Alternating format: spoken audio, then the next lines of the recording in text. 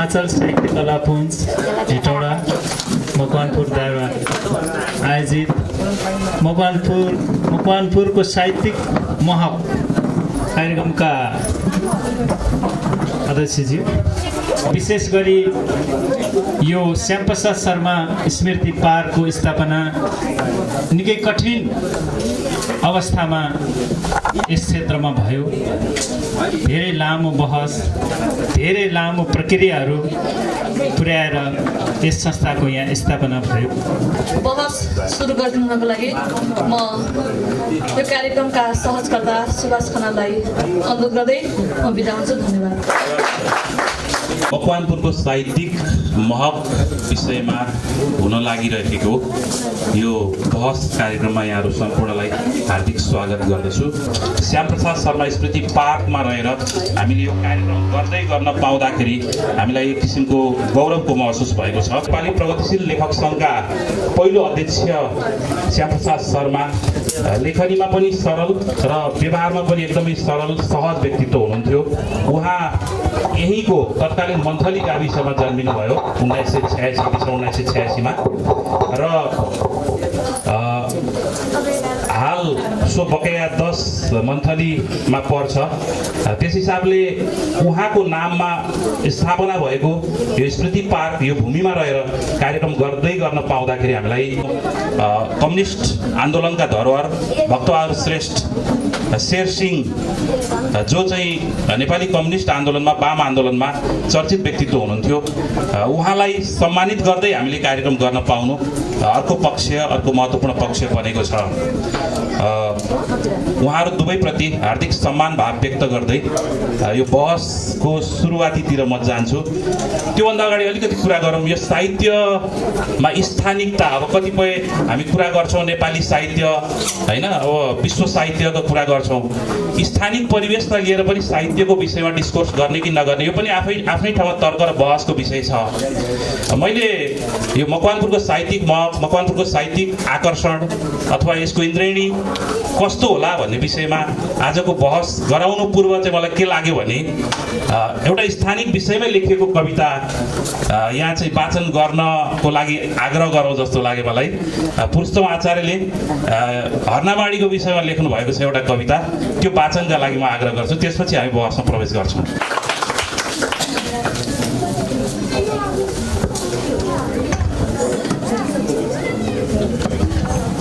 यहाँहरू सम्पूर्ण यो मञ्चतिर फर्किरहनुभएका र मञ्चमा बस्नुभएका सबैलाई हार्दिक अभिवादन र स्वागत गर्न चाहन्छु। हर्नामाडी मलाई सास फेर्न सिकाउने धरती र यो धरतीमा यहाँहरू सबैलाई हृदयदेखि नै स्वागत गर्छु र त्यही हर्नामाडी शीर्षकको कविता सुनाउँछु। यो मन्दाक्रान्त छन्दमा छ। ओढी सेतो चहक नभएको मेघमाला लगाई, हाँस्दै खेल्दै समय पथमा प्रीति धारा खसाली, आली काला सबतिर पुगी भुल्छ मेरो परानी, हर्नामाडी मन फुलिदिने प्रेमको राजधानी, यही माटोमा सकुशल भई सृष्टिको पाउ टेके, यही माटोमा परिचय लिई जिन्दगी नाउ लेखे, यही गाउँमा सहज बितिगो हेर आधा जवानी, हर्नामाडी मन फुलिदिने प्रेमको राजधानी, सल्लाघारी कटु सपनामा घाँस बोकी रमाए, लड्दै पढ्दै शिशु भयतिरै प्यार यसमै लगाए, छैनन् यस्ती अतुल नमुना रूप सौन्दर्य खानी, हर्नामाडी मन फुलिदिने प्रेमको राजधानी, बग्ने खोली अटुट गतिमा जोर कर्रा बरौली बर्खा बाढी सकल खनिदा पर्छ कैयौँ बिचल्ली त्यही खोलीमा कति दिन त्यसै हेलिए जानी जानी हर्ना माडी मन फुलिदिने प्रेमको राजधानी बेसी फाटै लह लह भई स्वर्ण दाना झुलेका पाखा खोल्सा बन चौरमा फुल लाखौँ फुलेका कावा खाँदै गगन बिचमा उड्छ शान्ति निशानी हर्ना माडी मन फुलिदिने प्रेमको राजधानी बैरी खेद्ने युगमय गढी माथ यसकै रहेको पुर्खा योद्धा काती समर्पणको गाथा यसमै रहेको पुर्खा काती रगत मसीले लेखिएको कहानी हर्ना माडी मन फुलिदिने प्रेमको राजधानी गुम्बा डाँडा अतिथि जनको प्यार सत्कार गर्ने फर्की आऊ यहीतिर भनी आत्मा मोह भर्ने यही डाँडा नै हर सपनीमा हुन्छ मेरो सिरानी हर्ना माडी मन फुलिदिने प्रेमको राजधानी शिक्षा पाए निरवपनमा ज्योति दैलो पसेर दीक्षा पाए गुरुजनसँगै कर्म साक्षी बसेर पार्छौ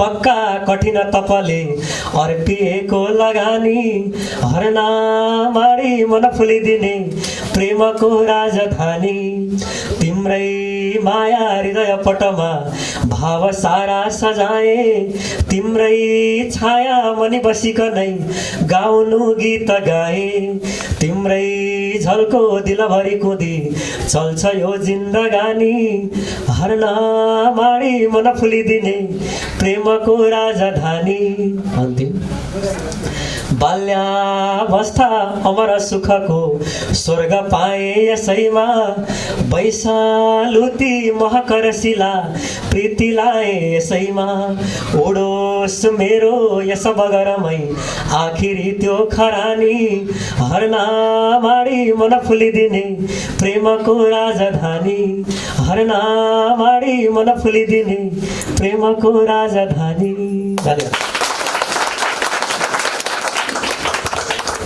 धन्यवाद पुष्पजीलाई। मकवानपुरको यो साहित्यको विषयमा कुरा गर्दाखेरि आदरणीय निमेश निखिल सरले आफ्नो शोधमा केही कुराहरू उल्लेख गर्नुभएको छ। करिब करिब 1979 भीमफेदीमा लोककवि गणेशलाल श्रेष्ठ अपनाको समाधि उहाँको पुस्तक आएको छ। त्यस्तै विभिन्न मुभमेन्टहरूमा उहाँ लामो समयदेखि क्रियाशील हुनुहुन्छ।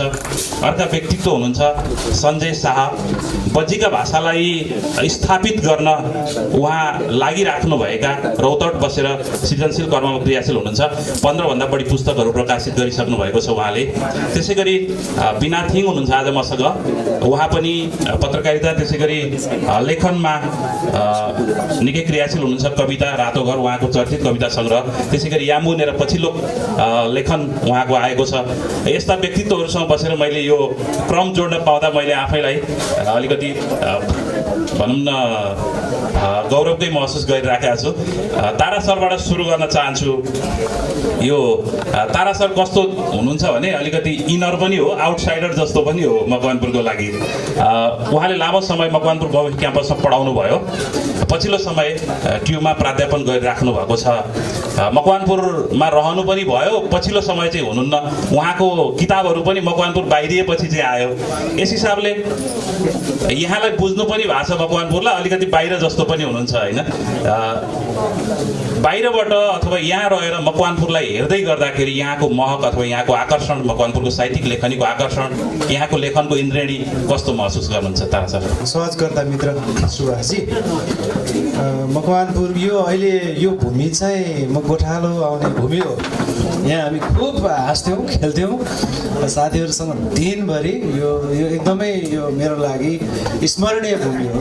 त्यस पछाडि झन्डै 20 वर्षपछि हामीले अब गोठाला आएको ठाउँमा मूर्तिकला कार्यशाला गऱ्यौँ, त्यो पनि अन्तर्राष्ट्रिय गऱ्यौँ। त्यो अर्को स्मृति पनि विशाल छ। त्यसपछि चित्रकला गऱ्यौँ, त्यसको पनि एउटा अलग्गै विशाल स्मृतिहरू छन्। त्यसका कतिपय कुराहरू अझै टुङ्गो लाउनु पर्ने कुराहरू छन्, सार्वजनिक सुनवाईहरू गर्नुपर्ने कुराहरू छन्, त्यो भविष्यमा हामी गरौँला। ती मेमोरिजहरू मलाई बढी यहाँ आइरहेको छ। तर आज हामी यो मूर्तिकला चित्रकलाहरू भन्दा पनि साहित्यको बारेमा यो विशेष गोठालो लागेको भूमिमा आएर एउटा अतिथि भएर बोल्न लाग्दा यो मालाठाला लाउँदा अलि असहज जस्तो भइरहेछ होइन। अब त्यो बेलाको त्यो गोठालो र अहिले चाहिँ प्राध्यापन क्षेत्रमा त्रिभुवन विश्वविद्यालय अङ्ग्रेजी केन्द्रीय विभागको मान्छे भएर फेरि यहाँ यो गाउँले पनि भएर आउँदाखेरि विशिष्ट लाग्दछ। तर मकवानपुरलाई चाहिँ साहित्यिक एउटा महक चमक सौन्दर्यको हिसाबले मकवानपुरलाई चाहिँ बाहिर बसेर हेर्दा अब विश्वका कतिपय विश्वविद्यालयहरूमा नि गएँ, अक्सफोर्ड युनिभर्सिटीमा गएँ, अमेरिकाका विश्वविद्यालयहरूमा नि गएँ, नेपालकै विश्वविद्यालयहरू भारत 13वटा छन्, त्यहाँ केन्द्रहरूबाट हेऱ्यौँ। सबैजसो अब साहित्यकारहरूको घर भनौँ न, अझै इभन बेडरुमसम्म पनि साथी जसरी जाने बस्ने गरेर चाहिँ आफ्नै घर जसरी देख्थ्यौँ हामीले। र केन्द्रको साहित्य माहौल र मुफसल भन्ने चाहिँ अब शब्द राख्ने कि नराख्ने, अहिले यो एभ्रिथिङ इज ग्लोबल होइन, लोकल पनि ग्लोबल हो, स्थानीयता पनि अन्तर्राष्ट्रियता हो भन्ने माहौलमा पुगिसकेको अवस्थामा हामीले यो कुरा गर्नु उचित हुन्छ कि हुँदैन। म त यो केन्द्रलाई भत्काउनुपर्छ भन्ने मान्छे हो। यो केन्द्रीकृत मान्यता भनेको भयङ्कर सामन्ती खालको मान्यता हो, यसलाई तोड्नुपर्छ भन्ने कुरा हो। त्यस कारणले मलाई लाग्छ काठमाडौँमा अथवा विश्व बजारमा जहाँ हुने साहित्यिक माहौल छ र यो हर्नामाडीको गुम्बा डाँडामा आएर मकवानपुरको एउटा पहिल्यै भन्छु म हुन चाहिँ 40-41 सालतिर अर्को पनि महोत्सव भएको थियो अरे, जुन बेलामा हामी गोठालो पनि लाग्दै पनि नसक्ने अवस्थामा थियौँ होला, त्यतिखेर भएको रहेछ। त त्योलाई छोड्ने हो भने यो पहिलो विशेष एउटा कार्यक्रम हो। यस अवस्थामा गुम्बा डाँडाबाट फेरि अन्तर्राष्ट्रिय राष्ट्रिय स्तरबाट मकवानपुरको साहित्यिक महललाई चाहिँ अवलोकन गर्ने हो भने यो देखिँदैन, यो देखिन्छ। हेर्दाखेरि चाहिँ अब मकवानपुरबाट उठेर गएका व्यक्तिहरू हिरण्य दाईहरू हुनुहुन्छ, अलि अगाडि भिम्बिरागहरू थिए होइन। नारायण गोपालले चाहिँ भिम्बिरागको गीत गाउनको लागि डायरी नै चोरेर म गाउँछु, उहाँको गीतहरूलाई दिन पाइँदैन, सबै गीत म गाउँछु भन्ने जसरी चाहिँ नारायण गोपाललाई त्यस्तो प्रभावित पार्ने व्यक्ति भिम्बिराग जस्तो पनि यहाँ हुनुहुन्थ्यो। हिरण्य भोजपुरी जस्तो चाहिँ व्यक्ति पनि यहाँबाट जन्मेर जानुभएको थियो। अब अरू पनि थुप्रै तुलसी थापाजीहरू हुनुहुन्छ। निमेश निखिलकै एउटा अनुसन्धान कृति रहेछ, अनुसन्धान लेख रहेछ, ती मकवानपुरको साहित्यिक अवस्था अवलोकन इतिहास एउटा रहेछ। उहाँको हेर्ने हो भने लिस्ट पढ्दा थाकिन्छ, यति धेरै साहित्यकारहरू हुनुहुन्छ। उपन्यासकार पनि प्रशस्तै रहेछन् है। म त 1-2 जना मात्रै हो कि दाइलाई मैले अलिकति त्यहाँ बिचमा एउटा तपाईँले शब्द कोड गर्नुभयो होइन, वाक्य कोड गर्नुभयो, देखिने जस्तो पनि नदेखिने जस्तो पनि भनेर भन्नुभयो। यसको मतलब त्यहाँ कहीँ चाहिँ तपाईँले त्यहाँ लुकाइराख्नु भएको कुरा चाहिँ के भने अलि टाढाबाट हेर्दै गर्दाखेरि मकवानपुर अलि नदेखिने जस्तो पनि छ भन्न खोज्नु भयो। आरआर चौरकाले एउटा कविता नै लेख्नु भएको थियो के राजधानीबाट हेटौँडा देखिन्छ भन्दा कहाँ देखिनु, अलि माथि जानु एउटा डाँडा छ, त्यसपछि अझै अर्को डाँडा छ, त्यसपछि झनै अर्को डाँडा छ, तिम्रो काठमाडौँबाट हेर्दा कहाँ देखिन्छ मकवानपुर, देखिँदैन भन्ने डिस्कोर्स आएको थियो। र त्यसमा मैले पनि कलम युद्ध जस्तो गरेको थिएँ, किन देखिँदैन, कसले भने देखिँदैन भनेर एउटा डाँडाले छेक्न सक्छ मकवानपुरलाई भन्ने जस्तै। जसरी लक्ष्मीप्रसाद देवकोटाले के नेपाल सानो छ होइन, आँखाको नानी सानो हुन्छ, बालुवाको कण सानो हुन्छ, मोतीको के एउटा सानो हुन्छ, त्यस कारणले यो सानो छ, मकवानपुर सानो छैन। निमेश निखिलकै एउटा आलेख हेऱ्यो भने पनि त्यहाँभित्र भएको लिस्टिङहरू हेऱ्यो भने त्यहाँको इतिहासलाई मात्र हेऱ्यो भने पनि तपाईँको प्रजातन्त्र आउनुभन्दा धेरै अगाडिदेखि यहाँ 1998-1999देखि नै लिखित इतिहास सुरु भएको मकवानपुर रहेछ, जुन चाहिँ नेपालकै इतिहाससँग मिल्दोजुल्दो छ। अर्को पनि के मिल्दोजुल्दो छ भने पृथ्वीनारायण शाहले नेपाललाई एकीकरण त गर्नुभयो, तर पृथ्वीनारायण शाहले 2200-2400 राज्यहरूलाई एकीकरण गरे होइन। आफ्नो चाहिँ राज्य 2200-2400 थियो। राजधानी चाहिँ यो उपत्यका चाहिँ विशेष वास्तवमा चाहिँ एउटा चाहिँ शक्ति केन्द्र थियो। साहित्यको पनि, कलाको पनि, संस्कृतिको पनि, आर्कियोलोजिकल भनौँ, हिस्टोरिकल भनौँ, सबै हिसाबले थियो। त्यहाँ आएर मोहित भएर बरु आफू समाहित भएको हो। त्यहाँ समाहित भएर यो नेवा सभ्यता थियो नि, त्यहाँ नेपाल भाषा भन्थ्यो, त्यो साहित्य चाहिँ एकदमै हराभरा थियो। त्यतिखेर खस यो नेपाली भाषाको साहित्य केही पनि थिएन।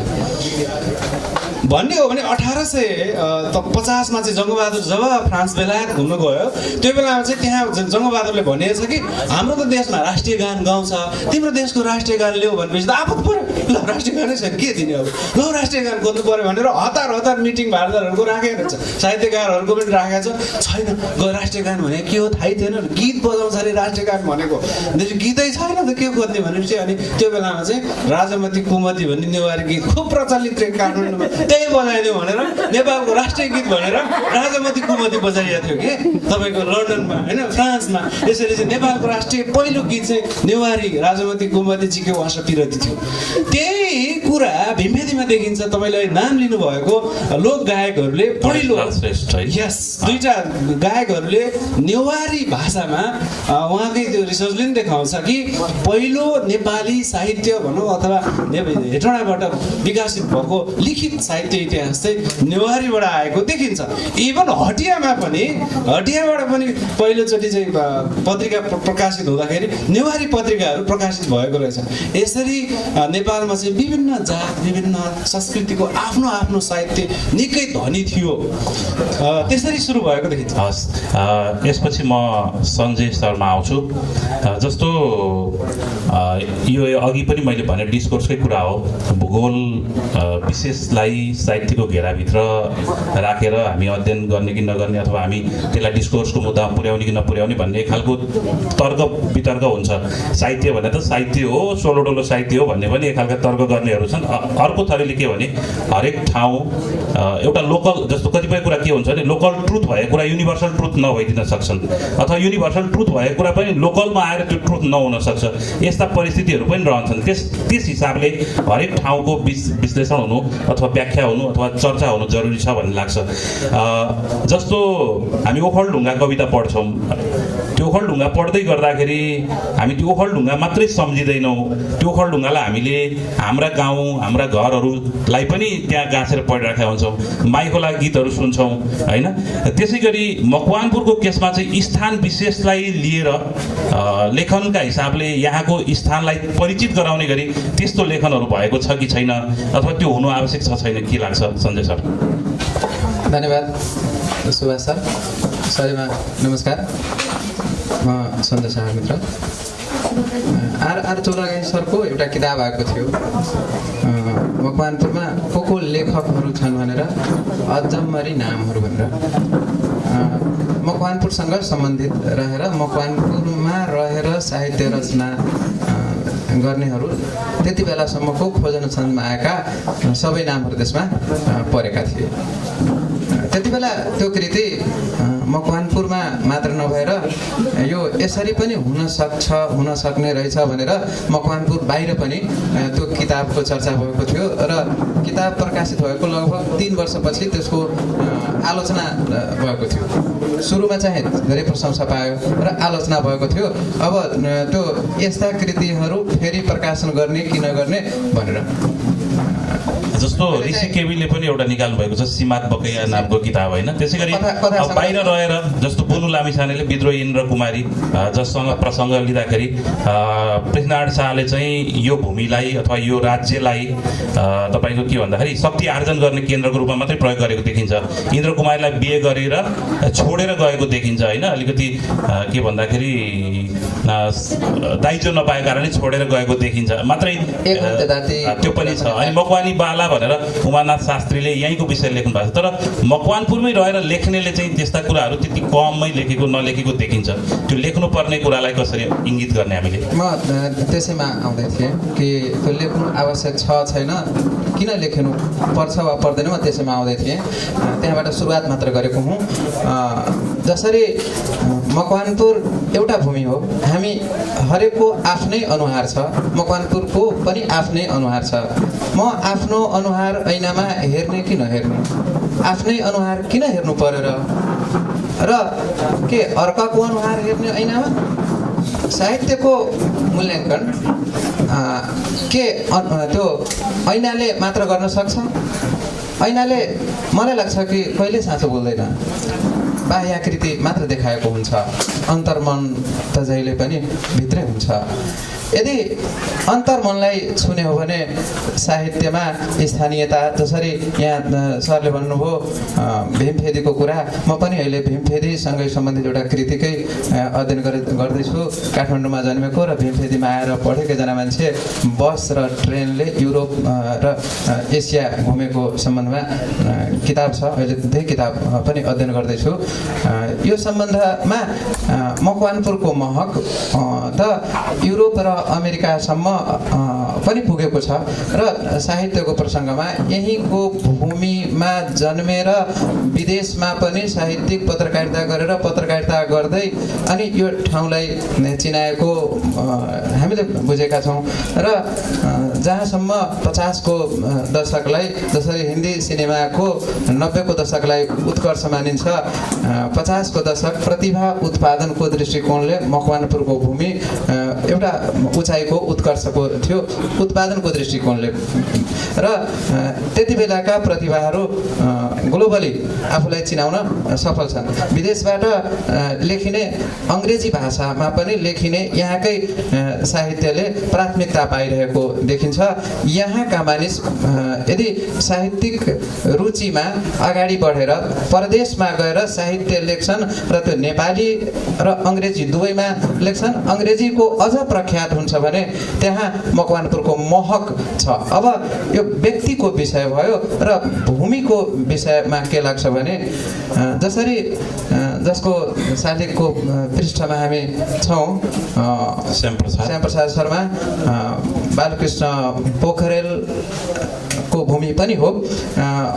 विराटनगरमा रहेर उहाँले जसरी अहिले नेवारीको साहित्यको चर्चा भयो, जसरी यहाँले मलाई बज्जीका साहित्य भाषासँग जोडेर भन्नुभयो, नेपाली भाषाको कुरा आउँदाखेरि भाषाको अनुसन्धान विकासमा बालकृष्ण पोखरेलको नाम अविस्मरणीय नै छ। र उहाँ यही सम्भवतः 52 फागुन 12 गते हुनुपर्छ छतिवनमा झरना साहित्यिक परिवारले उहाँलाई सम्मान गरेको थियो, अभिनन्दन गरेको, सम्मान गरेको कुरा। र उहाँ मञ्चबाटै के भन्नुभएको थियो भने यो भूमि नभएको भए म कहाँ हुन्थेँ? के भूगोललाई बिर्सन सकिन्छ र? अब पक्ष आउँछ है, व्यक्तिलाई सन्दर्भलाई छाडेर साहित्यमा यो कसरी आउँछ, आउनुपर्छ कि पर्दैन? मलाई लाग्छ साहित्यमा आउने दुईटा पक्ष हुन्छ। 25 चैत 2055 हामी एउटा टोली चितलाङ पुगेका थियौँ। त्यसपछि ठुलो साहित्यिक कार्यक्रम भयो भएन त्यो चाहिँ सम्झना भएन। तर गत वर्षसम्म मकवानपुरबाटै प्रकाशित कृतिहरूमा त्यो गोष्ठीको चर्चा निरन्तर भइरहेको छ। त्यो मकवानपुरबाटै प्रकाशित कृति अहिले भने र काठमाडौँबाट पनि प्रकाशित कृतिहरूमा संस्मरणमा धेरै चाहिँ लामा र राम्रा कृतिहरूमा पनि आएको छ। त्यो पनि मकवानपुरको महक हो। कालजयिता स्थानीयताले पनि विश्व परिवेश दिएर गर्छ। नयाँ अनुभूति जब हामी कतै लिन्छौँ, हामीलाई सामान्यभन्दा जब विशिष्ट अनुभूति हुन्छ, त्यो विशिष्ट अनुभूति भूगोलकै कारणले पनि आउँछ। म गरुडामा आफ्नो ठाउँमा कसैलाई निम्त्याउँछु भने भन्छु कि यदि यहाँ आउनु छ भने कटिया खाएर जानुहोस् एउटा, म झापा पुग्छु भने एउटा एकचोटि त भक्काको स्वाद नलिकन के फर्किनु जस्तो लाग्छ। यी कुराहरू साहित्यका विषयवस्तु हुन् र यस कारणले स्थानिकताले अथवा स्थानीय परिवेशले साहित्यमा थप विशिष्टता थप्छ भन्ने यहाँको तर्क होइन? हो हजुर। मैले परिचय अघि नै अनुहारको कुरा त्यही सन्दर्भमा गरेको थिएँ। आफ्नो अनुहार ऐनाले बताउँछ भने भित्री मन चाहिँ साहित्यले बताउने हुन्छ र बाहिरी परिचय पनि ऐनाले जस्तै साहित्यले देखाउँछ। धन्यवाद सरलाई। यसपछि म बिना थिङमा आउँछु। उहाँ यहीँ जन्मिनु भएको व्यक्तित्व हुनुहुन्छ। कर्मका हिसाबले चाहिँ अहिले बाहिर हुनुहुन्छ, अध्यापन गर्नुहुन्छ, कविताहरू लेखिराख्नु भएको छ। पछिल्लो समय कथा सङ्ग्रह आयो। अलिकति यहाँको यो लेखन यात्राको थोरै प्रसङ्ग मकवानपुरमा के थियो त्यस्तो र तपाईँलाई लेखनमा यहाँ भनौँ न प्रविष्ट हुनुभयो, पक्कै पनि यहाँको त्यो महक तपाईँले बिर्सनु भएको छैन भन्ने मलाई लाग्छ। धन्यवाद सुभाषजी। सम्पूर्णमा हार्दिक न्यानो अभिवादन, नमस्कार। फ्याफुल्ला, अब यो फ्याफुल्ला भन्ने शब्द चाहिँ यहाँ सुन्दाखेरि अलिक अचम्म लाग्ला सायद, होइन? म हेटौँडामा रहन्जेल मैले यो फ्याफुल्ला शब्द त के तामाङ भाषाको त पनि जानेको थिइनँ। तर म जहाँ पुगेँ त्यहाँ पुगेपछि भाषाको राजनीति बुझेपछि, भाषाप्रतिको लगाव बढेपछि म अहिले फ्याफुल्ला जहाँ पनि प्रयोग गर्छु। यो पनि एक किसिमको राजनीति हो है, हिजो गोपाल दाइले भन्नुभएको छ। जहाँसम्म अब यो साहित्यिक महक आज यो विषयमा हामी प्रवेश गर्दै गर्दा मेरो आफ्नो जन्मथलो म एचआइडी लामसुरे 9, पहिला त 9 वडा नम्बर 9 हुन्थ्यो लामसुरे, प्रगति स्कुलको ठिक्कै अगाडिपट्टि चाहिँ मेरो घर थियो र म जन्मिएको त्यहीँ हो। अब यो साहित्यिक कर्मको बारेमा भन्नुपर्दाखेरि चाहिँ अहिले पनि मेरो साथी यहीँ कतै छ, लक्ष्मी है, र हामी श्रीराम अधिकारी हिजो गजल वाचन गर्नुभयो साथीले। प्रगति स्कुलमा पढिरहँदा म चाहिँ त्यतिखेर चाहिँ साहित्यमा संलग्न अथवा लिखित रूपमा चाहिँ म प्रस्फुटित भएको थिइनँ। तर मलाई अहिले आएर त्यो पछाडिको कुराहरू, परिवेशका कुराहरू, समयकालका कुराहरू सम्झिरहँदा म भित्र साहित्यको बीजारोपण चाहिँ भइसकेको रहेछ। त्यो भनेको चाहिँ 50 को दशकको कुरा गर्नुभयो उहाँले। 50 को दशक साँच्चीकै उर्वर समय थियो। अब अहिले चाहिँ म यो लामो समय लगभग 2 दशक जस्तो चाहिँ म मकवानपुरबाट एकदमै टाढा छु। हृदयले त होइन, दूरीको हिसाबले, भौतिक उपस्थितिको हिसाबले म टाढा छु। र मलाई यहाँ पछिल्लो समय भएका यो 4-5 वर्षमा भएका गतिविधिहरूसँग चाहिँ म परिचित छु र त्यो बिचको ग्यापमा चाहिँ मैले एकदमै म शून्य पाएको छु। खासमा म त्यसमा माफी पनि माग्छु। यो कुराको चर्चा म अहिले एकछिनमा गर्छु, किन त्यस्तो भयो भन्ने कुरा चाहिँ। र मेरो बीजारोपण, त्यो साहित्यको बीजारोपण चाहिँ कसरी भयो भने त्यतिखेर चाहिँ एक किसिमको त्यो पुनः प्रजातन्त्रको आन्दोलन, जुन आन्दोलन थियो, त्यतिखेर त हामी ससाना साथ त्यस्तै 10 वर्षका केटाकेटी थियौँ। तर त्यो आन्दोलन ताका हाम्रा अग्रजहरू, दाइ बुवा, अङ्कल आन्टीहरू चाहिँ त्यो आन्दोलनको लागि पृष्ठभूमिमा तयारीमा हुनुहुन्थ्यो र उहाँहरू राजनीतिक गतिविधिमा संलग्न हुनुहुन्थ्यो। र त्यसको लागि चाहिने भनेको चाहिँ फेरि उहाँहरूलाई पनि त पुस्तक अध्ययनै थियो। र त्यतिखेर एउटा लाइब्रेरी थियो, मदन न्यौपाने, निर्मला न्यौपाने, तपाईँहरू कतिको परिचित हुनुहुन्छ है।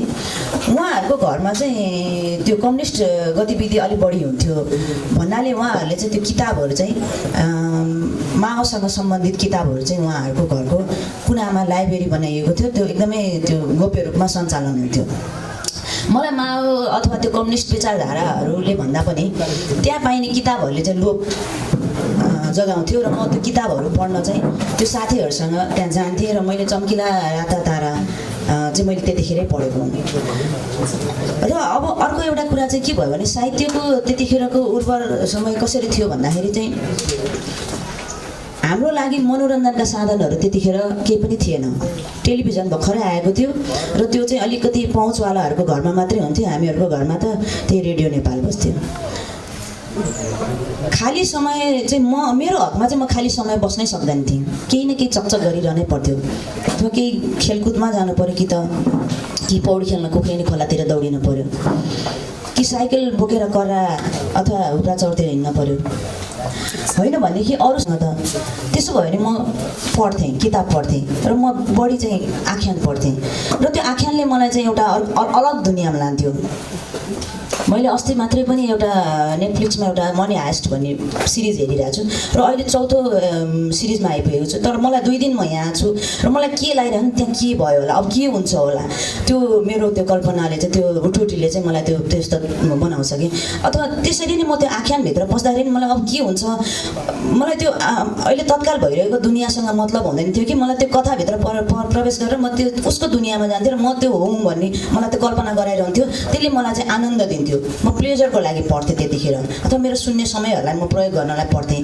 र पढ्नु भनेको चाहिँ लेखनको एउटा पूर्व तयारी रहेछ, आधार स्तम्भ रहेछ।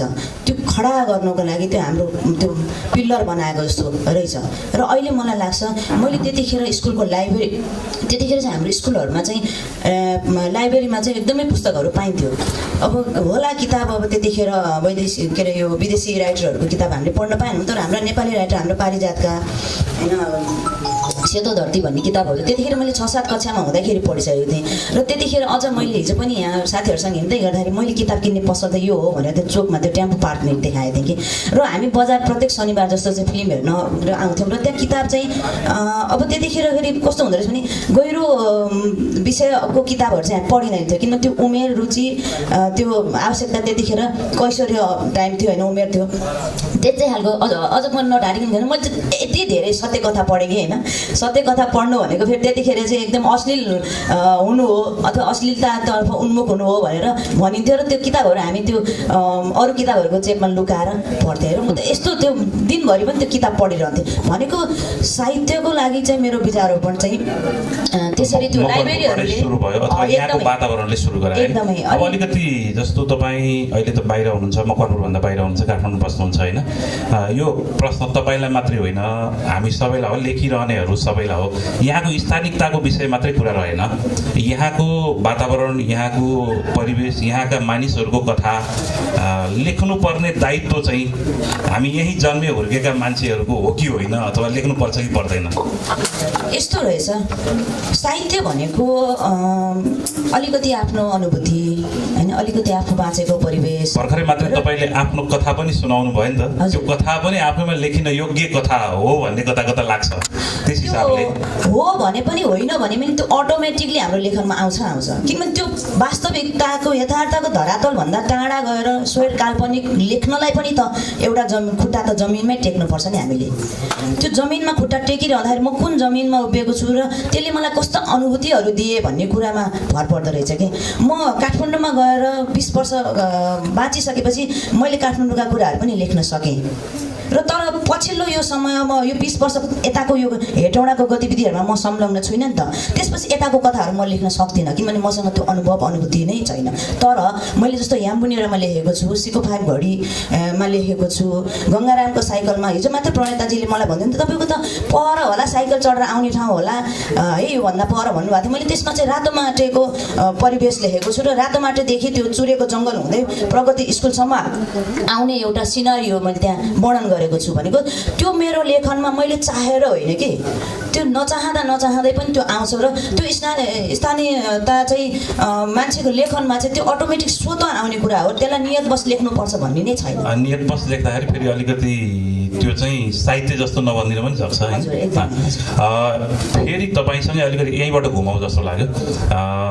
आँचलले यो खालको कार्यक्रम गरिराखेको छ, हिजोदेखि हामी यहीसँग जोडिएर बृहत साहित्यिक महोत्सवमा छौँ। अब यो साहित्यमा नारीका कुराहरू पनि उत्तिकै बलशाली ढङ्गले आउँछन् होइन। यहाँको मकवानपुरको लेखनमा नारी साहित्यकारहरूको उपस्थिति, लेखन, उहाँहरूको लेखनको प्रभावपूर्ण पक्षलाई कसरी अनुभूत गर्नुहुन्छ तपाईँले बाहिर बसेर हेर्दै गर्दाखेरि? मैले अघि पनि मैले अलिक पछि चर्चा गर्छु, अब मैले गर्नुपर्ने हुन्छ। जस्तो महकको कुरा गऱ्यौँ, त्यसमा हामी नारी स्रष्टामाथि अहिले आउँछौँ। मैले भन्न खोजेको चाहिँ महक भनेको 2 अर्थमा बुझ्न सकिन्छ होला। एउटा यहीँ फुलिरहेको फुल होइन, यहीँ फुलिरहेको छ र हामी यसको सुगन्ध यहीँ वरिपरि लिइरहेका छौँ, हामी यहीँ छौँ, त्यसलाई महक भन्ने हो कि अथवा टाढाबाट केन्द्रबाट यो राज्यले मानिआएको मूलधारबाट देख्दाखेरिको फुललाई महक भन्ने हो, त्यहाँबाट आउने महकलाई महक भन्ने हो। यो आफैमा बहसको विषय हुनसक्छ।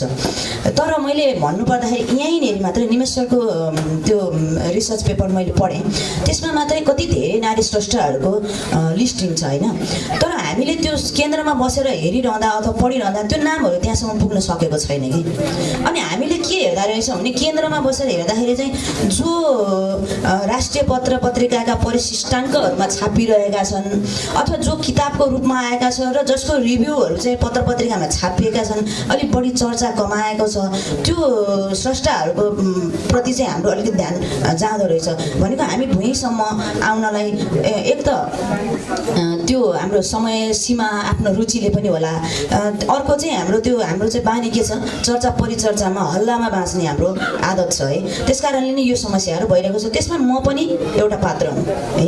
अनि त्यसले गर्दाखेरि नारी स्रष्टाहरूको गतिविधिको कुरा गर्नु पर्दाखेरि चाहिँ अब पछिल्लो समय त यहाँबाट एकदम बलियो उपस्थिति पनि रहेको छ।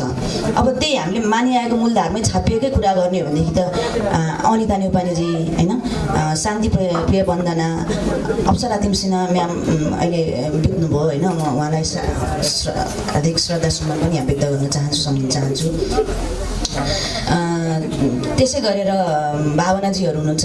भनेको एउटा पुस्तक आकारमा आइसकेपछि र राष्ट्रिय रूपमा चर्चा कमाइसकेपछिको उपस्थिति, बलियो उपस्थिति हेर्ने हो भने मकवानपुरको नारी स्रष्टाहरू पनि पछाडि हुनुहुन्न।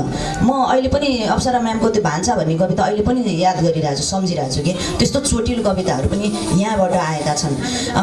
र अब मेरो सीमा हो अथवा हाम्रो राइटिङको कमजोरी अथवा के छ त्यसमा होइन, सबैजनाको किताब चाहिँ मसँग आइपुगेको छैन र मैले त्यो खोजेर। अब यस्तो हुँदो रहेछ साहित्य भनेको चाहिँ कस्तो हुन्छ नि, पहिला स्थानीयता हेरिँदैन रहेछ, पहिला ओभरअल राइटिङ हेरिँदो रहेछ। ओभरअल राइटिङ हेरेपछि यो राम्रो छ, यो मान्छे कहाँको रहेछ भनिँदो रहेछ। अनि त्यसपछि उसको भूगोल खोज्दै खोज्दै उसको जरा खोज्नतिर आइँदो रहेछ कि। यो चाहिँ मेरो सीमा पनि होला सायद। अलिकति अब यहाँ अघि तपाईँले जोडिने हाल्नुभयो, सञ्जय सरसँग जोडिन चाहन्छु म। केन्द्र मोफसलको बहस पनि आफ्नै ठाउँमा गम्भीर र महत्त्वपूर्ण छ। काठमाडौँ बसेर हेर्दै गर्दाखेरि कति कुराहरू देखिँदो रहेछ भन्ने कुरा अहिले बिनाजीले भनिसक्नुभयो। अर्को म चाहिँ मकवानपुरमै केन्द्र राखेर फेरि कुरा के गर्छु भने यहाँ पनि फेरि हेटौँडा केन्द्र र हेटौँडाभन्दा बाहिर फेरि मोफसल जस्तो होइन, घेरा जस्तो छ। मकवानपुर साहित्यमा त्यो हेटौँडाले गर्ने हो चाहिँ अर्गेले चाहिँ कस्तो देख्नुहुन्छ तपाईँले यो वरिपरिलाई? धन्यवाद। मैले एउटा लेखमा यसरी लेखेको थिएँ कि मकवानपुर देशको साहित्यिक राजधानी बन्दैछ र मोफसलको राजधानी छ दिवान। मेरो यो 50कै दशकको अन्तिमतिर लेखेको थिएँ र अहिले यो धेरै हदसम्म यो कार्यक्रमले पनि पुष्टि गरेको छ र मैले लेखिसकेको कुरा पनि गरेँ। यो केन्द्र भन्ने कुरा जहाँ भूकम्प जान्छ त्यो इपी सेन्टर मुख्य केन्द्रबिन्दु भयो। केन्द्रबिन्दु र केन्द्र फरक हुनुपर्छ। मकवानपुरको साहित्यको जब आफ्नै विशिष्टता हुन्छ त्यो विशिष्टताको केन्द्र मकवानपुर नै हुन्छ। त्यो होला इपी सेन्टर, सम्पूर्ण साहित्यको इपी सेन्टर त्यो होला। त्यो आफ्नै सुविधा छ, आफ्नै किसिमको हक छ। साहित्य पूर्णतया निरपेक्ष हुँदै होइन। मोफसलको पत्रकारिताले मोफसलको रचनालाई नै बढी महत्त्व दिए जस्तै केन्द्र जहाँ छ, जुन ठाउँमा छ, जुन वातावरणमा त्यहाँका सञ्चारकर्मीहरू सम्पादकहरू बाँचिरहेका छन्, त्यही वातावरणका त्यही जहाँ एकअर्काका सास सडासाट गर्छन् अहिलेको परिवेशमा, जसबाट सोझै कोरोना भाइरस सर्ने सम्भावना हुन्छ, उनीहरूकै रचनाले स्वाभाविक महत्त्व पाउँछन्। होइन भने बिहानै बेलुका मैले त तपाईँलाई दिएको थिएँ, तपाईँले छाप्नु भएन, तपाईँसँग त चिया खान पनि मन लाग्दैन, 2-4 चोटि पठाउँदाखेरि होइन त्यो गाउँ टोलमा आफ्नो छोरी दिनु हुँदैन, त्यहाँका मान्छे घमण्डी छन् भन्ने डर पनि हुन्छ। समाज कतिसम्म जोडिएको र जगडिएको छ। जब अप्सरा म्यामको चितवनमा दुःखद देहान्त भयो, पत्याउनु हुन्छ कि हुन्न होला, मेरो घरको भान्सामा कति धक्का पुग्यो होला। म त यहाँबाट टाढा छोडेँ। अप्सरा म्याम एक हिसाबले म मकवानपुर हुँदासम्म त मभन्दा धेरै जुनियर हो। उहाँहरूका रचनाहरू मागी मैले छाप्ने गरेको थिएँ, तर मेरो भान्सामा पनि त्यसको असर पर्यो नि। अब यो उहाँ त बित्नुभयो एउटा महामारीको कारणले, र पनि मेरो भान्सासम्म असर पर्नु भनेको यसलाई त्यो चितवनको अथवा मकवानपुरको मात्र भन्ने कि रौतहटको? त्यति बेला त हामी 2 नम्बरै थियौँ। फितकौलीमा 2 नम्बर आएको छैन, प्रदेशले नाम पाएको थियो हैन। अनि बागमती यो भइसकेको थियो, अथवा एउटा प्रदेशबाट अर्को प्रदेशमा राष्ट्रिय रूपमा लिने कि नलिने। यसपछि यो स्थानीय कुराहरू राष्ट्रिय परिवेशमा जोडिन्छ अथवा जति शक्तिशाली हुन्छौँ त्यसै अनुसार ध्यान आकृष्ट हुन्छ। सरमा पुगेँ तारलाल सर, विधागत कुरा गरौँ मकवानपुरको होइन। विधागत लेखनीको अवस्था हेर्दै गर्दाखेरि चाहिँ कविताको टेन्डेन्सी यहाँ एउटा लिगेसी छ। भिम्बिराकदेखि आउँदै गर्दाखेरि आराध चौलागाई, त्यसपछि निमेश दिकिल, साम्बर ढकालहरूको एउटा कविताको चाहिँ लिगेसी देखिन्छ। अरू लेखन भनौँ न, अरू विधागत लेखनीको अवस्था चाहिँ अलिकति के कसो हो भने जस्तो केही छोटा नामहरूको सङ्ख्या बन्छ, त्यसपछि बन्दैन जस्तो छ। यो मकवानपुरको यो होइन विधागत लेखनीको अवस्थालाई चाहिँ कसरी हेर्नुहुन्छ? भुटान शरणार्थी क्याम्पमा जाँदाखेरि यति धेरै गजलकार, यति धेरै कवि देख्थेँ क्या म त्यहाँ। 2-3 दिनसम्म पनि कविता वाचन हुन्थ्यो शरणार्थी क्याम्पभित्र। त्यस्तै हेटौँडामा पनि घरै पछि कवि छ, गजलकार छ जस्तो देखिन्छ कि छ। हर्नामाडीमा नि हामीले पहिला युग दर्पण भन्ने चलाउँथ्यौँ। अरू खतेडा सर यहाँ हुनुहुन्छ, लक्ष्मण बानिया हुनुहुन्थ्यो, अरू हामीहरू त्यहाँ कम्पिटिसन हुन्थ्यो अध्यक्ष को बन्ने भनेर नि। जे होस् कवि नै कवि थिए, अरू कुनै पनि विधामा त्यहाँ हातमा लेख्दैन थिए, सबै कवि भएपछि गीतकार हुन पनि सजिलो, गजलकार हुन पनि सजिलो। अब यो क्वान्टिटी भन्छ नि होइन, अब गुणस्तरता भने पनि यो नम्बर चाहिँ अब धेरै हुनु आफैमा कति राम्रो नराम्रो एउटा कुरा बहसको विषय हो। मकवानपुरको साहित्यिक माहौललाई हेर्ने हो भने पनि कवि चाहिँ अत्यन्त धेरै, गजलकार अत्यन्त धेरै देखिन्छ, र यो एकदम फस्टाएको विधामध्येको एउटा हो भन्ने कुराहरू चाहिँ उहाँले भन्नुभएको आरआर दाइको किताब, हाम्रो निमेशजीको रिसर्चहरूबाट पनि त्यो देखिन्छ लिस्टिङहरू हेर्दाखेरि। प्रश्न यो छ कि ती कविताहरू कुन सन्दर्भमा कसरी एउटा नयाँ विचार, नयाँ किसिमको मुभमेन्टलाई चाहिँ ब्रेक थ्रु गर्यो त, त्यो चाहिँ खोज्नु पर्यो। त्यसकारणले म यहाँ आउँदै पनि थिएँ, वैचारिक रूपमा लेखनीको अवस्था चाहिँ मकवानपुर के छ त्यो पनि जोड्नु। यस, अब जस्तै भीमबिराकमा मैले पछिल्लोचोटि रिसर्च गरेँ र म भीमबिराकसँग नजिक थिएँ, उठबस गर्थेँ दिनभरि फ्रस्ट्रेसन हुँदा गएर उहाँको गीत सुनेर रिफ्रेस भएर आउँथेँ। उहाँ भीमबिराक भनिरहेँ मैले, तर म त 5% मात्रै बुझेको रहेछु कि भीमबिराक त बुझेकै छैन रहेछु। एकदमै मर्मस्पर्शी गीतहरू लेख्नुभयो। फुलै फुल मात्र पनि होइन रहेछ काँडा, के अरे जीवन फुल के भन्छ, काँडा बिच फुल रहेछ जीवन जस्ता नभएर आजभोलि हरेको साँझ जस्तो। भएकै आचार्य सरको घरमा इन्टरभ्यू लिन गएको थिएँ, निमेशजी पनि हुनुहुन्थ्यो, हाम्रो पुरुषोत्तमजी हुनुहुन्थ्यो। तपाईँलाई सबभन्दा मन परेको गीत भीमबिराक कुन हो भनेको आजभोलि हरेको साँझ रक्सिनु थालेछ, मातिनु थालेछ भन्ने पो भन्नुहुन्छ। तपाईँ रक्सी खानुहुन्छ? खाँदिनँ, तर मलाई मनपर्छ भन्नुहुन्थ्यो। भनेपछि भीमबिराकको यस्तो प्रभाव छ कि होइन, कविको रूपमा चाहिँ उहाँ अरू पनि विधामा उहाँले लेख्नुभयो, तर 1 नम्बरमा चाहिँ गीतकार होइन, र कवि र गीतकारकै रूपमा चाहिँ उहाँ परिचित हुनुभयो। तर वैचारिक रूपले उहाँ निकै कमजोर देखिनुहुन्छ कि। जस्तै राजा महेन्द्रले उहाँलाई उपचार गर्नुभयो, तपाईँको 26 सालतिर कि कहिलेतिर होइन, 18-20 सालतिरको कुरा। अब राजा महेन्द्रले केही गुण त लाउनु भयो, ज्ञानेन्द्रसम्मको कदमले ठिक किन भन्नु पऱ्यो कि? ज्ञानेन्द्र शाहको चाहिँ कुलै समेत उहाँले ठिक किन भनिरहनु पऱ्यो? यसरी चुकेको छ कि। त्यस कारणले म भीमबिराकको चाहिँ पुरा लम्पसार भएर उहाँको म गुणगान मात्रै नै गाउँदिनँ। तर फेरि एउटा तबका साथीहरू हुनुहुन्छ, यहीँ बिचमा कोही साथीहरू हुनुहुन्छ, त्यो त भीमबिराकमाथि रिसर्चै गर्दाखेरि तिमी पनि त्यस्तो भीमबिराको पछि चाहिँ राजावादीको पछि चाहिँ रिसर्च गरेर हिँड्ने, तपाईँमाथि मेरो ठुलो अब षड्यन्त्र छ यो भित्र भन्ने लाग्छ, तपाईँमाथि मेरो प्रश्न छ भन्ने किसिमको साथीहरू पनि हाम्रै सहपाठीहरू हुनुहुन्छ। म त्यसरी नै हेर्दिनँ। वैचारिक रूपले मैले चाहिँ बुझेको यो विश्वमा जसले एउटा चाहिँ रेजिस्टेन्स भन्छ नि अङ्ग्रेजीमा, प्रतिरोध गर्ने र कुनै पनि एउटा यथास्थितिको जब्बर भएर बसेको सोसाइटीमा चाहिँ एउटा सकारात्मक बम पड्काउने उसको सिर्जनाले, जसले त्यो हिम्मत गर्दैन, त्यस्ता लेखकहरू चाहिँ बुद्धले भने जस्तो 100 दिन मरे जसरी बाँच्नुभन्दा 1 दिन बाँचे जसरी बाँच्नु अनि मर्नु पर्यो, 79 वर्ष चाहिँ नबाँच्नु भने जस्तै हजारवटा चाहिँ त्यो सुन्दाखेरि पनि आत्महत्या गरौँ जस्तो कविता लेख्नुभन्दा बरु एउटै अरू त्यो लेख्दै चलाउँदै फालेर एउटै राख्नु। अब म विश्वविद्यालयमा पोइट्री पनि मास्टर्स डिग्रीमा पढाउँदाखेरि विश्वभरिको परिवेश हेर्दा पछिल्लोचोटि कविहरूमाथि श्रवण मुखर्जको एउटा उदाहरण हो अलिक कमाएको, अरू नवराज बराजुली केही साथीहरूले चाहिँ त्यो पनि विदेशतिर चाहिँ कविता वाचन गर्दै 8 लाख 10 लाख 20 लाख कमाएको पनि देख्यो। अहिलेको यो क्यापिटलिस्ट पुँजीवादी समाज हो। कविहरू धेरैको आर्थिक अवस्था पनि लेखेर एकदमै उठ्न नसकेको धेरैको मैले देखेको छु। त्यो चाहिँ विश्व परिवेश नै रहेछ। तर उपन्यासकार भन्ने बित्तिकै चाहिँ अब म अहिले उपन्यास लेख्दैछु भन्दा मैले त्यो पहिला शक्ति स्रष्टा लेख्दाखेरि कसैले छाप्न मानेको होइन, म त्यो फाइन प्रिन्ट गइनँ कि भए जति सबै पब्लिकेसन धाए, कसैले नछापेपछि आफैले छापेँ। तर मलाई त्यो तुरुन्तै त्यसको फाइदै हुने गरी नाफा भयो। त्यसपछि म आफ्नो किताब आफै छाप्छु, यो पब्लिकेसन हाउस चाहिँदैन भनेर आफै छापिरहेको छु। उपन्यास लेखिरहँदा चाहिँ पब्लिकेसन हाउसहरू मेरो घरमा आए, लेख्दैछ अरे भन्ने थाहा पाएपछि अन्तिम म्यानुस्क्रिप्ट तयार हुँदैछ भनेपछि आए।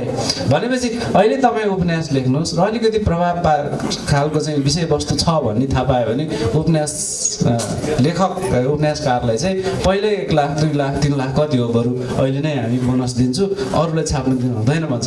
कविता लेखिरहेको छु भने चाहिँ धेरै जसो पुरुषै छन् होइन। अहिले मिनाजीले भनिहाल्नुभयो यो मञ्च मात्रै अहिले मैले यति भनेपछि अलि मकवानपुरमा कविताको आतङ्क छ भन्नुभयो।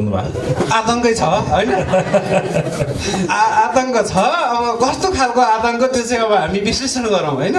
अनि अब कवि चाहिँ के हुन्छ अरे भने हाम्रो उतिर हुन्छ कि पहिलो कृति निस्क्यो, श्रीमतीको एउटा गहना घट्यो, अर्को निस्क्यो, दोस्रो घट्यो, अर्को निस्क्यो, तेस्रो घट्यो भन्ने जस्तो अवस्था पनि प्रशस्त ठाउँमा हामीले सुनेका छौँ। तर यो विश्वको सबभन्दा शक्तिशाली शब्द, सबभन्दा शक्तिशाली विधा प्रयोग चाहिँ कवितामै हुन्छ र कविता नै मोस्ट सबभन्दा पावरफुल, मेमोरेबल। हरेक ठाउँमा विद्रोह ल्याउने पनि उपन्यासले हदबद विद्रोह ल्याएका छन्। तर जस्तै हाम्रो 10 स्पेक जाराथुस्ट्रा भनेर जुन आयो नि त्यो फ्रेडरिक नित्सेहरू जस्तो ईश्वरकै मृत्युको घोषणा गर्ने उपन्यासबाट पनि भएको छ। तर पछिल्लोचोटि त उपन्यासहरूमा पनि कवितै अत्यधिक प्रयोग किन गरे त होइन। आन्दोलनहरूमा नि कविहरूकै चाहिँ बढी चर्चा किन भयो त होइन। ठाउँ ठाउँमा पनि यत्रो ठुलो माहौल चाहिँ उपन्यासकारले तताउँदैन, कविले नै तताउँछ किन त। यो एकदमै शक्तिशाली होइन एउटा विधा हो, यसलाई शक्तिशाली नै बनाइराख्नु पर्दछ। त्यसको लागि हामीले मकवानपुरमा कविताको छ, उपन्यासको पनि रहेछ। अरू विधामा पनि जानु पर्यो भन्ने कुरा हो। प्लस अलिकति भीमबिरामाथि तपाईँ अघि केन्द्रित पनि हुनुभयो। यो सांस्कृतिक मेटाफोरहरू हुँदो रहेछन्। कुनै ठाउँ सम्झेपछि पहिलो नाम कुन सम्झिने भन्दाखेरि यहाँ पनि मकवानपुर सम्झियो भने पहिलो नाम चाहिँ कता कता मान्छेहरूले दिमागमा सांस्कृतिक रूपमा सम्झिने नाम चाहिँ भीमबिराग हुँदो रहेछ। अब यो मेटाफोर चाहिँ त्यत्तिकैमा टुङ्गिन्छ अथवा बिस्तारै बिस्तारै अरू लिगेज बन्दैछ, के छ मकवानपुरमा?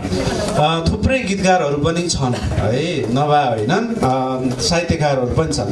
जसरी गीत सङ्गीतमा चाहिँ हेर्दाखेरि गीत सङ्गीतको चाहिँ इतिहासको पनि तपाईँको म्यापिङ गर्दाखेरि नारायण गोपाल अघि र नारायण गोपाल पछि भन्दो रहेछ होइन। त्यो त्यति ठुलो एउटा मानक बनायो कि नारायण गोपाल भन्ने बित्तिकै धेरै गीत पनि गाएको होइन। त्योभन्दा त तारादेवीले कति गीत गायो, 400-500 गीत गाएको छ। नारायण गोपालको त 100 गीत पनि छ कि छैन होइन, 55 गीत हो कि 100 गीत भन्छ। भनेपछि नारायण गोपाल अघि र नारायण गोपाल पछि भनेर चाहिँ मार्किङ गर्दो रहेछ चाहिँ गीत सङ्गीतको चाहिँ इतिहास। मकवानपुरको नि इतिहास हेर्दाखेरि भीमबिराग अघि र भीमबिराग पछि जस्तै देखिन्छ। भीमबिरागलाई चाहिँ एक ठाउँमा टिपेर केही पनि होइन भनेर उता हुत्याउँ, त्यसपछि चाहिँ मकवानपुरको एउटा साहित्यिक इतिहासको कुरा गऱ्यौँ भने निकै एउटा चाहिँ अधुरो महसुस हुन्छ। जस्तै तुलसी थापाले लेख्नुभयो एउटा नाटक आयो त्यसपछि कन्टिन्यू त भएन। अरू पनि थुप्रै उपन्यासकारहरू निस्के, मैले पनि एउटा लेखेँ, एउटा उपन्यास आयो त्यसपछि त सुते, धेरै सुतेको देखिन्छ होइन। अब भिम्बी रागले चाहिँ कन्टिन्युस निरन्तर यस्तो कालजयी गीतहरू दिएको देखिन्छ र त्यो स्वर सम्राटको सम्झना भन्ने निमेशजीले चाहिँ त्यसलाई चाहिँ निबन्धमा राख्नु भएको छ। खास त्यो चाहिँ निबन्ध भन्दा नि संस्मरण होइन, त्यो चाहिँ एउटा संस्मरण। अर्को चाहिँ त्यो जीवनी जस्तो नारायण गोपालकै बढी आफ्नो र नारायण गोपालको यो दुई व्यक्तिको जीवनी जस्तो नै छ त्यो होइन, लाइफ राइटिङ जस्तरी। अब यो हिसाबले हेर्दाखेरि भिम्बी रागको त्यो एकदमै मास्टरपिस पनि हो। उहाँ निमेश पनि त्यही भन्नुहुन्छ, स्वर सम्राटको सम्झना नै भिम्बी रागको सबभन्दा बेस्ट कृति हो। मैले पनि उहाँको सबैजसो भेटेको कृति पढ्दा यति मजाले लेख्नु भएको छ। त्यो सानो किताब छ, मलाई लाग्छ मकवानपुरको अहिले स्मरण गर्न लागेको एउटा किताब त्यो पनि हो। अरू त्यसपछि नि छ। हजुर, तपाईँलाई धन्यवाद। हामी करिब 45 मिनट जति बहसमा केन्द्रित भइसकेका छौँ। अब 8-10 मिनटमा सिद्ध्याउँछौँ। पेटले पनि अब एक ढङ्गले आवश्यकता कति पाउनुहुन्छ। यहाँको लेखनले जात धर्म लिङ्गका पक्षहरूलाई समावेशी ढङ्गले कति प्रस्तुत गरेको छ? धन्यवाद। म 2-3टा कुरा जोडेँ अत्यन्त संक्षेपमा। पहिलो त जसरी अघि कविताको कुरा आएको थियो, अरू विधा तुलनात्मक कमजोर हो कि कविता विधा धेरै यसरी फस्टाउनुमा मेरो पनि दोष छ कि जस्तो मलाई लाग्छ। जतिखेर कुराकानीको सम्पादन गर्थेँ 1 पृष्ठ दिनुपर्ने, सकेसम्म सबैसँग बढी कविता छापियोस् भन्ने लाग्थ्यो र 12-14 र साना पायो भने 25-30वटासम्म कविता छाप्थेँ र त्यो कविता सम्बन्धित जे ठेगाना दिएको छ सम्बन्धित ठाउँमा पुर्याउँथेँ। एउटा दोष त्यो पनि हो जस्तो मलाई लाग्छ।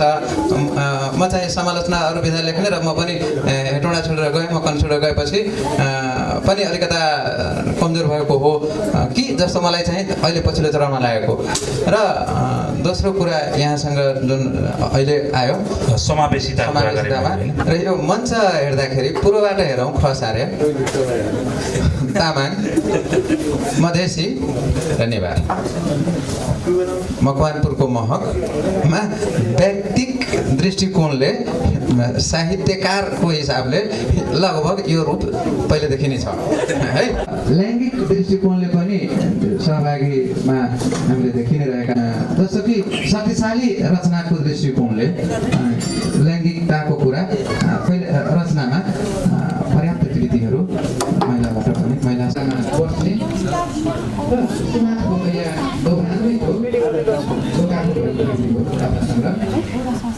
र अब विषयवस्तुको दृष्टिकोणले लैङ्गिकता समावेशिता मलाई लाग्छ कि भनेर फेरि केलाई बुझ्ने भन्नेमा पनि निर्भर हुँदो रहेछ कि वैचारिक रूपले।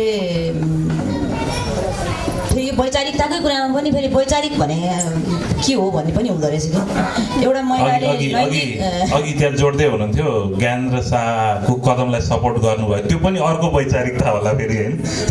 यो वैचारिकताको पनि परिभाषा बेग्ला बेग्लै हुन्छ होला आफ्नो पर्सेप्सनबाट। जस्तो महिलाले लेख्यो भने उसले त सधैँभरि पितृसत्ताकै विरोधमा लेखिरहनै पर्ने नै छ त, अनि नलेखेर के गर्यो? उसले भन्छ कि हामी भन्छौँ कि वर्गको कुरा लेखेन यसले होइन, अलि माथि उठेर राष्ट्रियताको कुरामा मुद्दामा इन्डोर्स गरेन भन्छौँ होइन। अब जब थिचिरहेको छ पितृसत्ताबाटै भने उसले त्योभन्दा बाहिर जाने उम्किने पहिलो कदम पहिलो घेरा त उसले त्यहीँ तोड्न बाँकी छ भने त्यही घेरा तोड्नलाई उसले बल प्रयोग गर्ने हो नि त।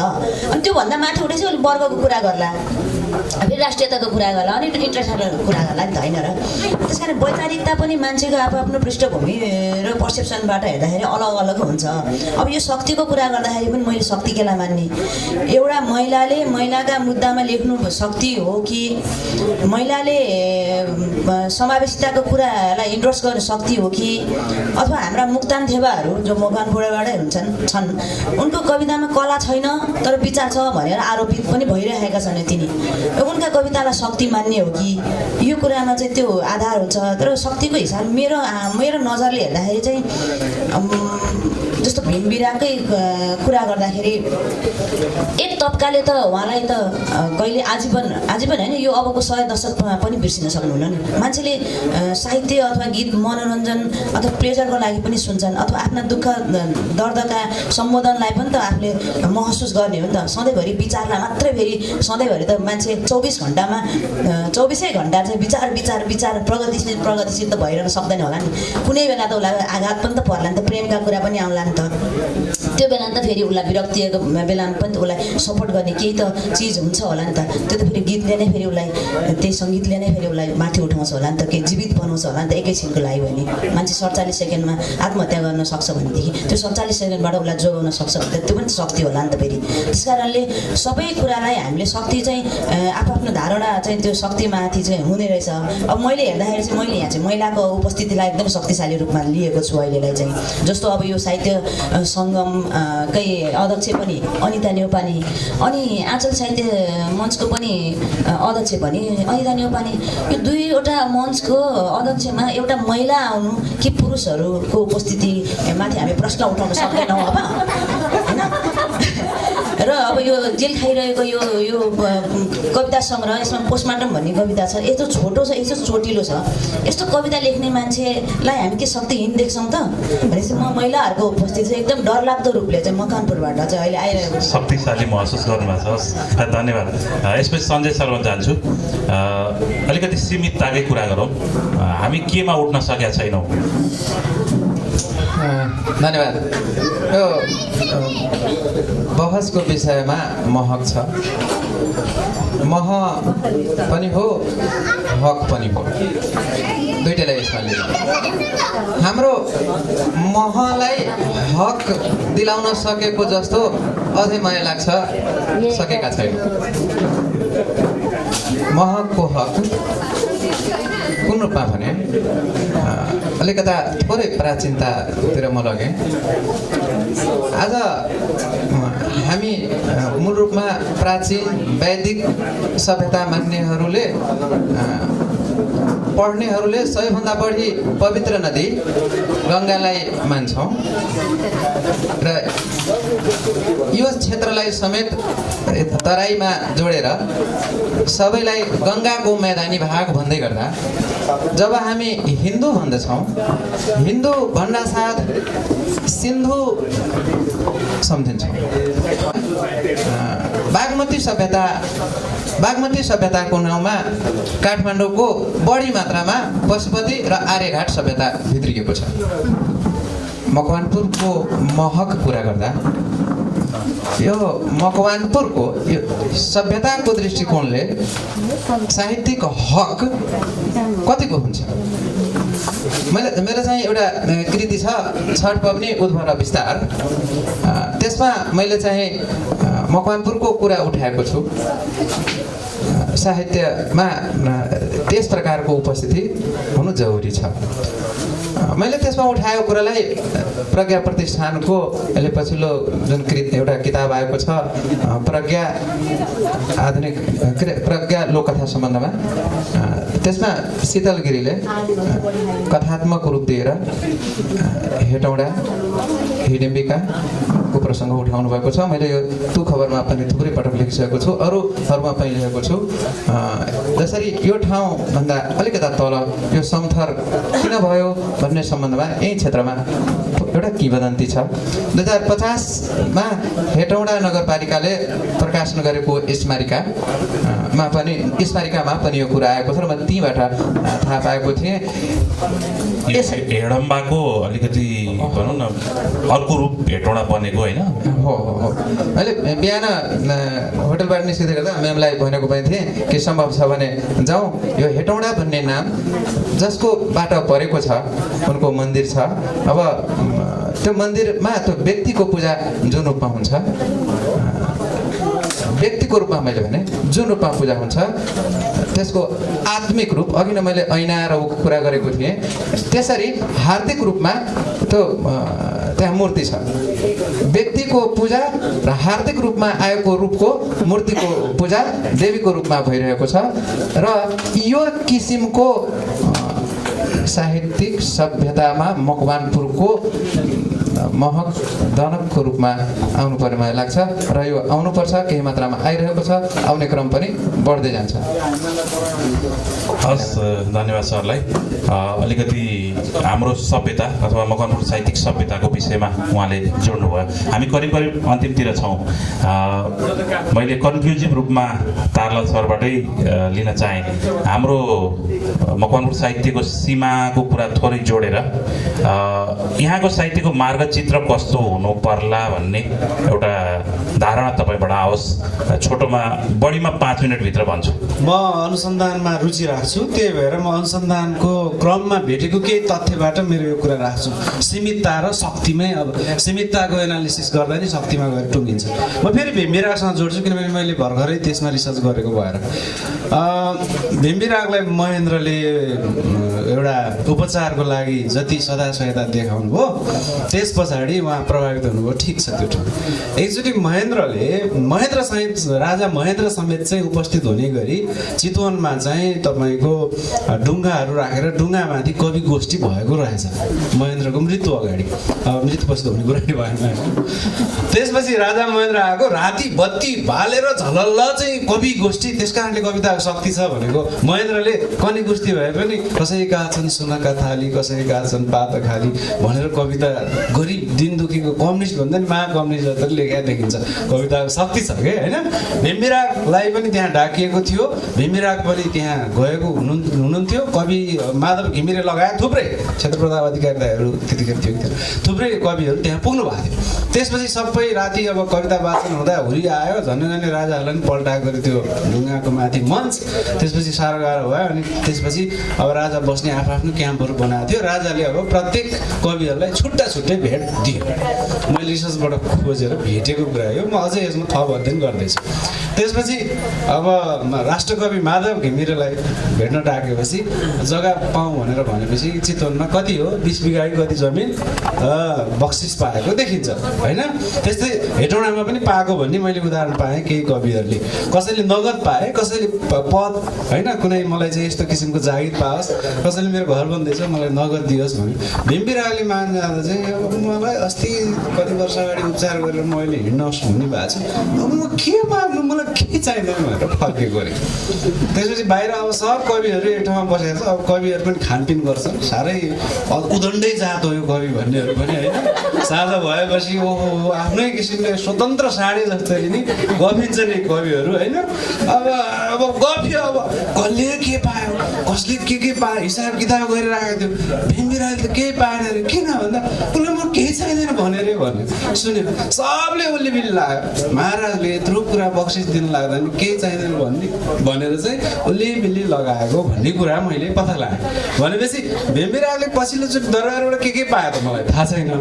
एउटा स्रष्टा चाहिँ सफा मनको, एकदमै ऐना टिलिक्क कोली लाएर पुसेको जस्तो हुनुपर्छ, दुई अनुहारवाला हुनुहुँदैन भन्ने लाग्छ। एउटा भेम्बिरागले रक्सी खान्थ्यो, रक्सीकै लेख्यो।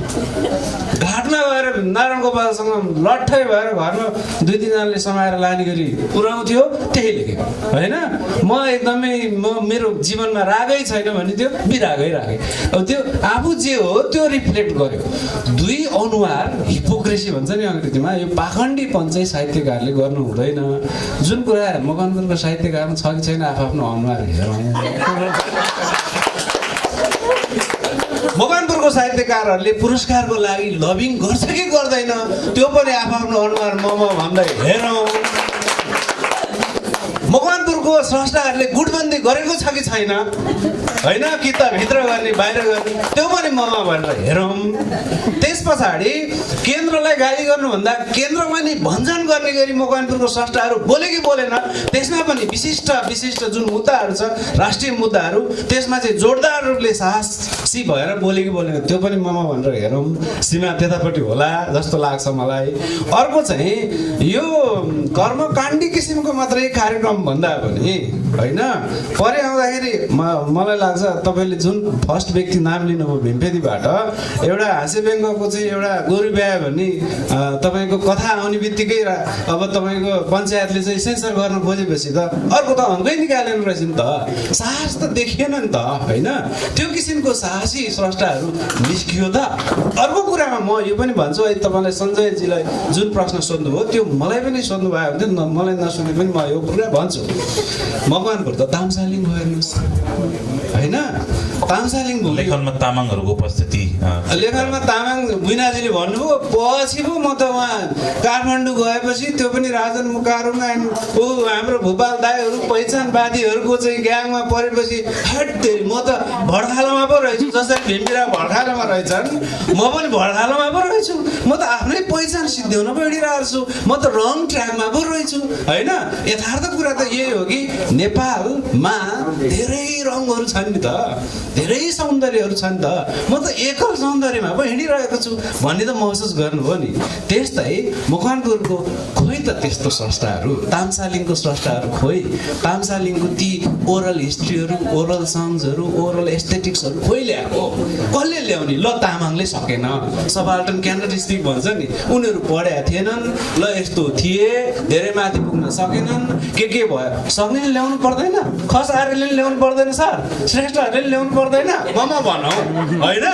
भनेपछि त हामीले त यो एस्थेटिक्सलाई त यत्रो दशकदेखि चाहिँ झन्डै शताब्दी छेउछाउसम्म त केही पनि त गरेर रहेछौँ, त्यो पनि ममा भनौँ। यही हो लिमिटेसन। धन्यवाद। हस्, धन्यवाद। करिब हामी यसलाई टुङ्ग्याउँदा हुन्छ जस्तो लागेको छ।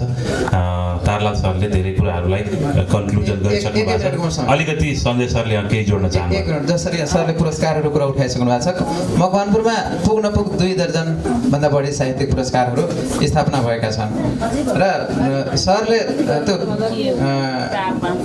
भित्रको कुरा थोरै गर्नुभयो, त्यसले पनि मकवानपुरको साहित्यिक महकलाई अझ टाढासम्म पुर्याउन सक्छ। हो, म तिमीलाई दिन्छु, तिमीले मलाई दिने कि नदिने? यो कुरालाई चाहिँ कहिले प्रश्न बन्न दिनु हुँदैन। यसले पनि मकवानपुरको महकलाई अगाडि पुर्याउँछ। धन्यवाद। हस्, धन्यवाद सरलाई। यो पुरस्कार केन्द्रित भएछ, पुरस्कार बहस चाहिँ भएन छ, त्यस हिसाबले पनि लास्टमा जोडियो, राम्रै भयो। हस्, यहाँहरू सम्पूर्णलाई धन्यवाद। भोक लागिसकेको समय छ, लामो समय 1 घन्टाभन्दा बढी हामी बहसमा केन्द्रित भएका छौँ। सम्पूर्णलाई धन्यवाद दिन्छु। फ्लोरमा केही कुराहरू छन् भने अरुण सरले हात उठाउनु भयो।